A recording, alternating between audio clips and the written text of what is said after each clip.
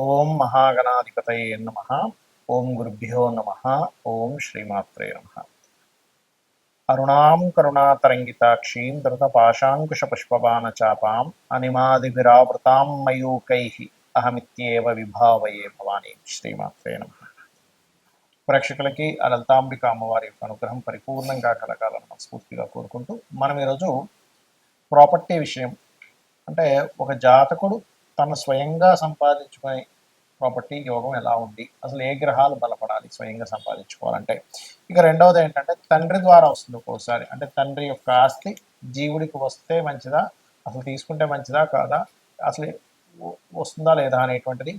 కొన్నిసార్లు తాతగారిది, మరి కొన్నిసార్లు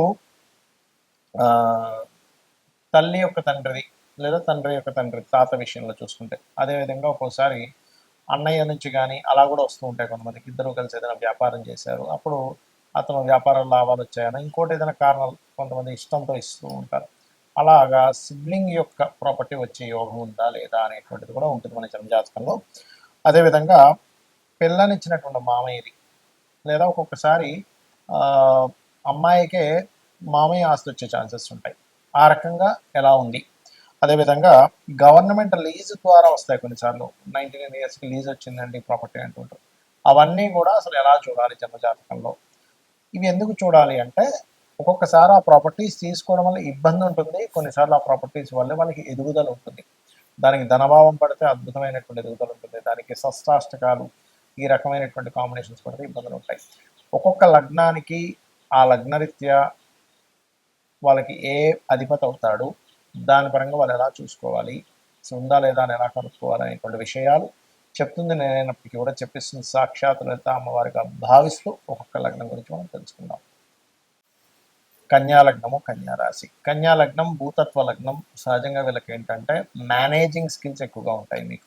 అయితే మరి మీరు సొంతంగా ప్రాపర్టీ కొనుక్కునే యోగం ఎవరిస్తారు? గురుగ్రహం ఖచ్చితంగా ఇస్తుంది, బాధకుడు అయినప్పటికీ కూడా ఇస్తుంది. అయితే ఇందులో స్వయం కృషితో కొనుక్కోవడం అనేది 3-4 అధిపతులు కనెక్ట్ అయితే ఖచ్చితంగా స్వయం కృషితో కొనుక్కుంటారు, అందులో ఎటువంటి సందేహం లేదు. ఇది ఫార్ములాస్ ఇవన్నీ కూడా. మరి తండ్రిగా రాసి నాకు వస్తుందా అండి అంటే, ఇక్కడ 12వ స్థానాధిపతి అయిన రవి ఎలా ఉన్నాడు. ఒక్కోసారి రవి రాశిలో పాపగ్రహాలు ఉన్నా, రవి పాపగ్రహాలతో మధ్యన ఉన్న వివాదాల్లో ఉండవు. అలా వివాదాల్లో ఉన్నప్పుడు తీసుకోకూడదు. తీసుకున్నా ఒకవేళ అది అమ్మేసి ఇంకో దగ్గర కొనుక్కోవడం బెటర్. బాగున్నాడండి సన్, చాలా బాగున్నాడు, మంచి గ్రహాలు ఉన్నాయి, ఖచ్చితంగా తండ్రి ఇంట్లో ఉంటేనే బాగుంటుంది. మరి తాతగారు ఆస్తి రావాలి, అప్పుడు కుజగ్రహాన్ని పరిశీలన చేసుకోవాలి. కుజుడు చాలా నీట్గా ఉన్నాడు, తాతగారు ఆస్తి వల్లనే కలిసి వస్తుంది.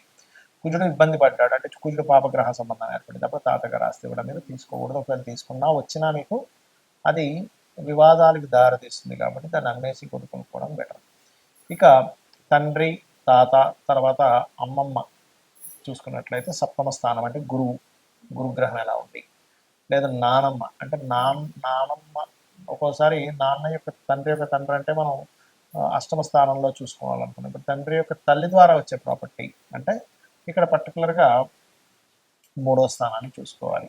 ఒక్కోసారి మేనమామ అనుకోండి, ఇప్పుడు మేనమామ నుంచి కూడా ఒక్కోసారి వచ్చేది ఉంటుంది. ఎందుకంటే తల్లి యొక్క ఆస్తి మేనమామల దగ్గర ఉండిపోయి ఎప్పుడూ తీసుకోకుండా మళ్ళీ ఒకనొక సమయంలో తీసుకుని ఉంటారు.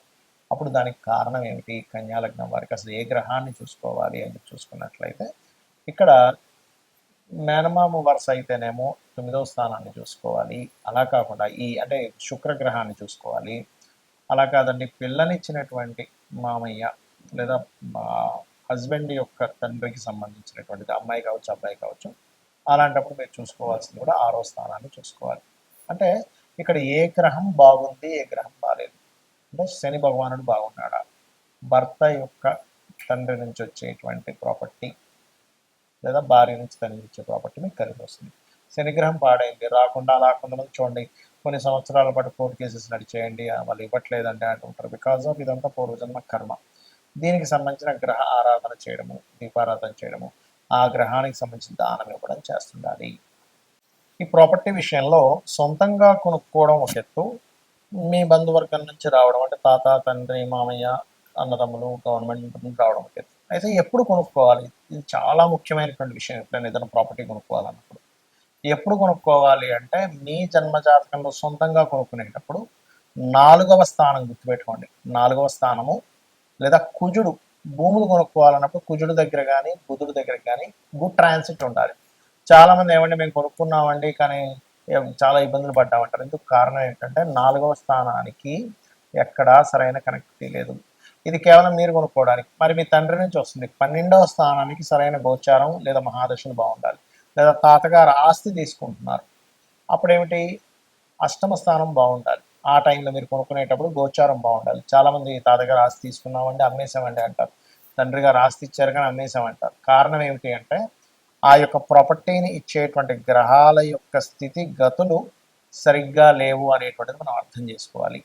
ఇక అప్పుడు గోచారం బాగుంది, ఖచ్చితంగా తీసుకోవచ్చు. అయితే ఇందులో మీకు కనుక తాతగారు ఆస్తి కానీ తండ్రి గారు ఆస్తికి కానీ వచ్చిన తర్వాత ఇబ్బందులు ఉన్నాయన్నప్పుడు ఖచ్చితంగా మీరు ఆ ప్రాపర్టీని యాజ్ ఇట్ ఈస్గా అమ్మేసి ఇంకో ప్రాపర్టీ కొనుక్కోండి. యాజ్ ఇట్ ఈస్గా వాళ్ళు సంపాదించినటువంటి ఆ ప్రాపర్టీ ప్లేస్లో యాజ్ ఇట్ ఈస్గా మీరు ఉండకూడదు. లేదా రెంట్కి ఇచ్చేసి ఇప్పట్లో అమ్మలేమన్నప్పుడు దాన్ని రెంట్కి ఇచ్చేసి ఇంకో దగ్గర ఉండడం అయినా మంచిది. ఇక అదేవిధంగా బాగోపోతే అమ్మేయాలని చెప్పాను. మరొక విషయం ఏంటంటే ఇక్కడ మరి ఎప్పుడు కొనకూడదు అంటే కేతు సంబంధం లేదా పాపగ్రహం కనుక నేను ఇంతకుముందు నేను చెప్పినటువంటి భావములు అంటే ఏ ఏ కాంబినేషన్స్ వల్ల ఎవరి నుంచి ప్రాపర్టీ వస్తుంది లేదా సొంతంగా కొనుక్కుంటారని చెప్పని అక్కడ కనుక పాపగ్రహ సంబంధాలు ఉన్న ముఖ్యంగా కేతు సంబంధం కనుక వస్తే ఆ టైంలో మీరు కొనడం కానీ ఇంకా ఎందుకంటే ఆ టైంలో అమ్మే టైం నడుస్తుంటుంది. మీకు కొంతమంది ఈ ప్రాపర్టీ అమ్ముదాం అనుకుంటారు. కేతు సంబంధం వచ్చినప్పుడు ఖచ్చితంగా అమ్మేస్తారు. కేతుతో పాటు గురు సంబంధం కూడా వస్తే మంచి రేటుకి అమ్ముతారు. ఇట్లా ఉంటుందన్నమాట. అలాగే సిమ్టమ్స్ ఏమిటి, మీరు అనిపించవచ్చు ఏమిటి నాకు ఈ ప్రాపర్టీ పనికి వస్తుందని నేను నాకు ఎట్లా అర్థం అవ్వాలి. ఎలా అంటే ఇప్పుడు మనం ఒక ప్రాపర్టీ కొనేటప్పుడు కూడా మనకు తెలుస్తుందండి. ఆ ప్రాపర్టీ కొనడానికి వెళ్ళినప్పుడు ఏవో మనకు తెలియకుండా కొన్ని నెగటివ్ అంటే ఏదో గొడవ జరగడం మనం లేకపోతే అక్కడికి వెళ్ళేటప్పుడు సంథింగ్ మన లైఫ్లో జరిగేటువంటి అనీజీనెస్లు కొన్ని జరుగుతూ ఉంటాయి. కారు ఆగిపోవడం మనం, రాంగ్ రూట్లో వెళ్ళిపోవడం మనం, అక్కడికి వెళ్ళాల్సిన ఇంకో దగ్గరికి వెళ్ళిపోవడం మనం రాంగ్గా చూపించి, లేకపోతే అప్పుడే దాని దుర్వార్తలు విన్నారు. ఇవన్నీ కూడా మీరు కొనేటప్పుడు ప్రకృతి మీకు అందించేటువంటి ఒక సిమ్టమ్ అనమాట. అంటే అదొక చెప్తూ ఉంటుంది ప్రకృతి మనకి ముందుగా సందేశాన్ని ఇస్తూ ఉంటుంది. మనకి సందేహం వస్తుంది ఆ టైంలో. అయితే ఇక్కడ ఇది మీరు ఓన్గా కొనుక్కునే విషయంలోనే ఈ యొక్క ఇది తెలుస్తూ ఉంటుంది. లేదా ఆ ఫలానా తాతగారో మామయ్యో అమ్మమ్మో నానమ్మో సిబ్లింగ్ సంబంధించిన ఇంట్లోకి వెళ్ళినప్పటి నుంచి మీకు బాగోలేదు అంటే మీరు అర్థం చేసుకోవాల్సింది ఇక్కడ 2 విషయాలు చూసుకోవాలి. ఒకటి, మీకు మహాదశ అంతర్దశలు ఏమైనా ఇబ్బందినిచ్చేటువంటిది ఉందా అది ముందుగా చెక్ చేసుకోవాలి మీరు. ఇక రెండవ విషయం ఏంటంటే ఆ ఇంట్లో వాస్తు దోషం ఉండడం వల్ల వచ్చిందా. ఒక్కొక్కసారి మీకు అది కలిసి వచ్చే మీకు తండ్రి వల్ల తాత వల్ల యోగం ఉన్నప్పటికీ వాస్తు దోషం వల్ల మీకు మహాదశ అంతర్దశల్లో బాగోపోవడం వల్ల వస్తుంది. అంతేగాని ప్రతిసారి తండ్రి ప్రాపర్టీ తాత ప్రాపర్టీ కలిసి రాకపోవడం ఉండదు. అవి చెక్ చేసుకుని అవి కూడా బాగున్నా సరే బాగోలేదంటే మీకు ఎక్కడో ఇబ్బంది ఉందని అర్థం. కొంతమందికి జాతకాలు ఉండవు. జాతకాలు లేనప్పుడు వీలైనంత మటుకు అక్కడికి వెళ్ళినప్పటి నుంచి ఇబ్బంది వస్తుంది అన్నప్పుడు దాన్ని రెంట్కి ఇచ్చి ఇంకో దగ్గరికి వెళ్ళడం మంచిది, లేదా అమ్మేసి ఇంకోటి కొనుక్కోవడం మంచిది. ఇక ప్రాపర్టీ పరంగా ఇలా ఉందండి, మేము ఏం చేయాలి? ఇప్పుడు సొంతంగా ప్రాపర్టీ కొనుక్కోవాలన్నా లేకపోతే ఎవరైనా సరే ఏదైనా ప్రాపర్టీ పొందాలన్నా ముఖ్యంగా గురు కుజ గ్రహాల దగ్గర దీపారాధన చేస్తూ ఉంటే తొందరగా ప్రాపర్టీ యోగం వస్తుంది ఒకటి. రెండవది, మణిద్వీప వర్ణన ఖచ్చితంగా ప్రాపర్టీ యోగాన్ని ఏదైనా గృహం కొనుక్కోవాలనే యోగాన్ని కలిగిస్తుంది. సరే ఇవి ఓకే, ఒక ప్రాపర్టీ కొన్నాము అది కబ్జాలోకి వెళ్ళిపోయింది, లేకపోతే లిటిగేషన్స్ ఏర్పడ్డాయి, గొడవలు నడుస్తున్నాయి, ధర్మబద్ధంగా మీరు ఉన్నారు, అయినా సరే ఆ యొక్క ఆస్తికి సంబంధించి మీకు ఎంతో పోరాడుతున్నారు రావట్లేదు. అలాంటప్పుడు వారాహి అమ్మవారి యొక్క స్తోత్రము, వరాహస్వామిని పూజించడము ఇవి చేయాలి. మీకు ఈ రకంగా కనుక మీరు చేసినట్లయితే మీకు ఖచ్చితంగా రావాల్సిన ప్రాపర్టీ రావడము, అదేవిధంగా ప్రాపర్టీలో ఏదైనా ఇబ్బందులు ఉన్నా సరే తొలగిపోవడం అనేటువంటిది జరుగుతుంది. కాకపోతే ఇది ఎన్ని రోజులు చేయాలి అంటే మీకు ప్రాపర్టీ క్లియర్ అయ్యే వరకు ఈ అష్టోత్తరాలు చదువుకోవడం చేయండి. కొనుక్కోవాలన్నా కూడా ఏదైనా ప్రాపర్టీ కొనుక్కోవాలన్నా కూడా ఇందాక నేను చెప్పినట్టుగా గురు కుజ గ్రహాల దగ్గర దీపారాధన రెగ్యులర్గా చేయండి. మంగళవారం బుధవారం ఇలా చేసినట్లయితే ఖచ్చితంగా మీకు రావాల్సిన ప్రాపర్టీ వస్తుంది. శ్రీమాత్రే నమః.